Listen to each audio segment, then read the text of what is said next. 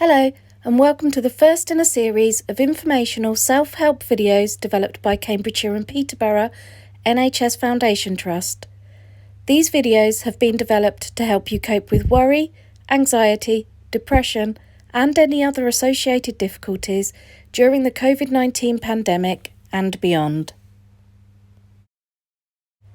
My name is Michelle Espley, and I'm a cognitive behavioural therapist and service manager of the CPFT Psychological Wellbeing Service. No matter who you are, whether you're in Cambridgeshire and Peterborough, elsewhere in the country, or even further afield, you will have been affected in some way by the current COVID-19 pandemic. Newspaper headlines have been dominated for the past few weeks from the first confirmed diagnoses, early government guidelines, to school closures and the lockdown. Our daily lives have changed in ways which were previously completely unimaginable and unpredictable. We must only leave our house for a few reasons, and when we do venture out, we see many people taking precautions and wearing face masks. We may have to queue to go shopping, and when we get inside, we may be faced with empty shelves. On the news, we see images of busy intensive care units, and we are given daily updates on the death toll. A public health campaign has been launched to remind us to keep ourselves safe, to wash our hands for at least 20 seconds several times a day, and to adhere to guidance to stay at home in order to protect the NHS and ultimately to save lives. We are reminded that nobody is immune.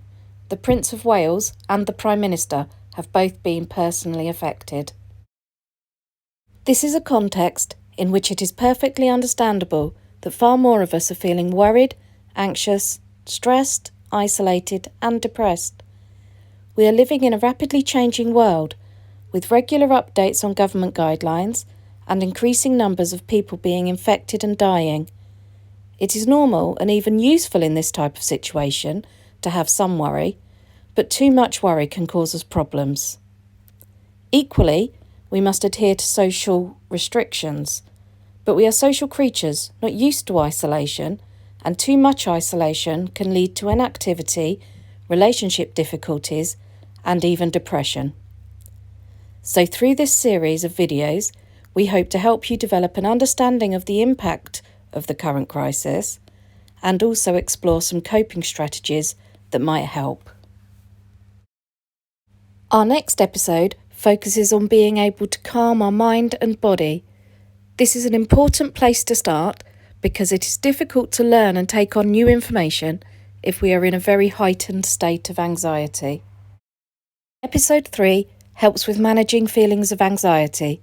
It is broken down into 8 parts, and we will look at helpful and unhelpful worry, fact-checking and hypervigilance, how to effectively use worry time, using effective problem-solving and thought records to manage and challenge our worries, and also explore how to use distraction, diffusion, and mindfulness. Episode 4 is also broken down into 8 parts.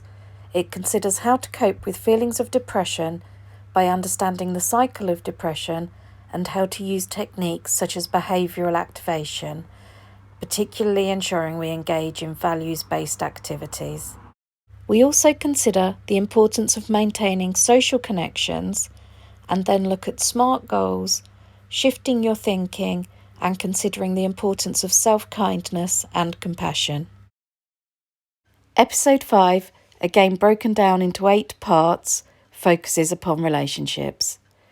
Starting with an introduction and including contact details for support organisations and emergency help if you are feeling at risk in a current relationship. We then move forwards to exploring interpersonal effectiveness, how to get your needs met, maintaining self-respect, and developing the relationship, as well as considering how strongly to say yes or no, ending destructive relationships, and expanding your social network. And finally, episode 6, in 4 parts, will look at the importance of getting good sleep and explore ways of helping you to improve your sleep. We will then be looking to develop and add more episodes to the series, so if there's anything that you would like to see information on, please do leave a comment.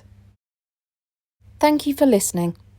I hope this video and the future series are helpful.